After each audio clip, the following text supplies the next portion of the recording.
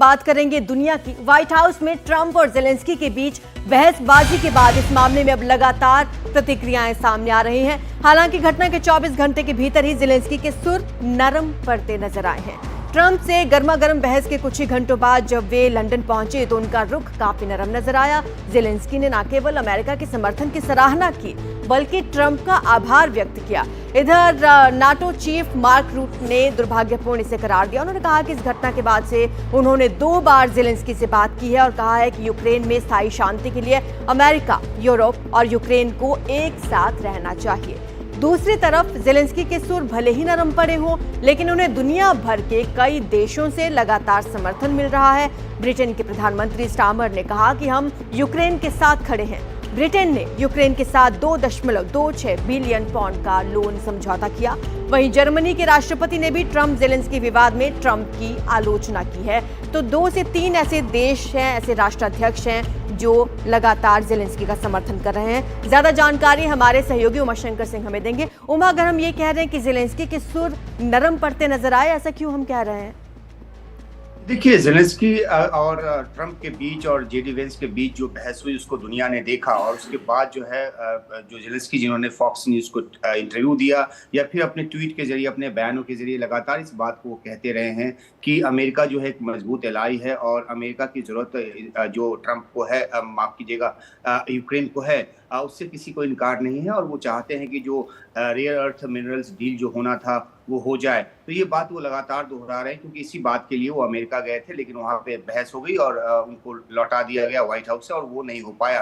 तो अमेरिका ने अपना रुख जो है वो कड़ा कर लिया है। वो अपनी शर्तों पे चाहता है कि यूक्रेन जो है वो दस्तखत कर दे उस समझौते पर और सीज फायर के लिए भी वो चाहता है कि जिस तरीके से अमेरिका चीजों को तय कर रहा है यूक्रेन उसको उसी तरह से मानता जाए, जिसके लिए कि जेलेंस्की अभी भी तैयार नहीं है। वो बेशक ये बात कह रहे हैं और ये वक्त की जरूरत है कि अमेरिका का साथ यूक्रेन को मिलता रहे, वरना रूस के खिलाफ सस्टेन करना मुश्किल होगा। लेकिन दूसरी तरफ देखिए कि जो आज बैठक होनी है, सिक्योरिटी एक समिट होनी है लंदन में, उससे पहले मुलाकात हुई है जेलेंस्की की यूके के प्राइम मिनिस्टर से। उसके बाद जो डिफेंस लोन है उस पर दस्तखत हुआ है जिससे यूक्रेन को पैसा मिलेगा। दूसरी तरफ मैक्रोन ने भी ये कहा है कि 6 मार्च को जो बैठक होगी उसमें जो सैकड़ों बिलियन डॉलर पाउंड की जो मदद की बात है उस पर मुहर लगानी चाहिए और 320 बिलियन की डिमांड जो है वो जेलेंस्की की तरफ से किया जा रहा है अगर अमेरिकी मदद जो पूरी तरह से रुक जाती है। तो एक तरफ अमेरिका इस बात को लेकर सोच रहा है कि क्या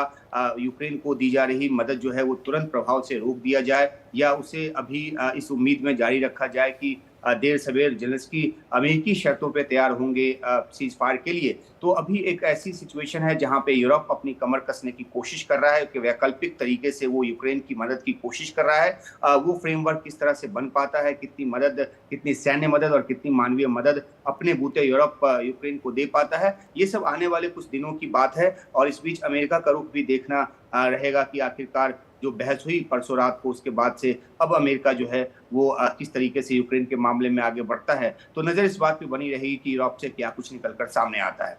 तो शुक्रिया आपका उमा इस तमाम जानकारी के लिए। एक बार दर्शकों को ये बताते हैं कि आखिर हुआ क्या। दरअसल ट्रंप के साथ तीखी बहस हुई, उसके बाद लंदन पहुंचते ही जेलेंस्की के सुर नरम पड़ गए। उन्होंने कहा कि हम शांति चाहते हैं, इसलिए हम अमेरिका आए। हमारे जिंदा रहने में अमेरिका की भूमिका अहम है, ये भी माना जेलेंस्की ने। और ये भी कहा कि अमेरिका के बिना जंग में हमें मुश्किल होती। मुश्किल बातचीत के बावजूद हम रणनीतिक साझेदार हैं। राष्ट्रपति ट्रंप का समर्थन हमारे लिए अहम है। राष्ट्रपति ट्रंप भी जंग खत्म कराना चाहते हैं, ये भी कहा जेलेंस्की ने। और ये भी कि लेकिन हमसे ज्यादा शांति कोई और नहीं चाहता। ये हमारी आजादी और हमारे अस्तित्व की लड़ाई है। साथ ही उन्होंने ये भी कहा कि पुतिन के साथ युद्ध विराम से काम नहीं चलेगा।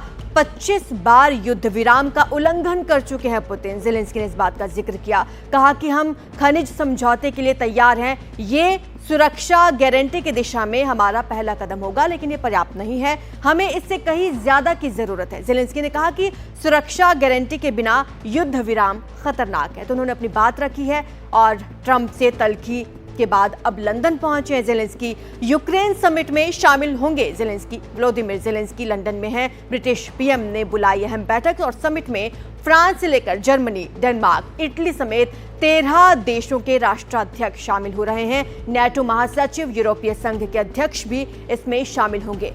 यूक्रेन को सैन्य, आर्थिक और कूटनीतिक मदद पर इस बैठक में चर्चा की जाएगी।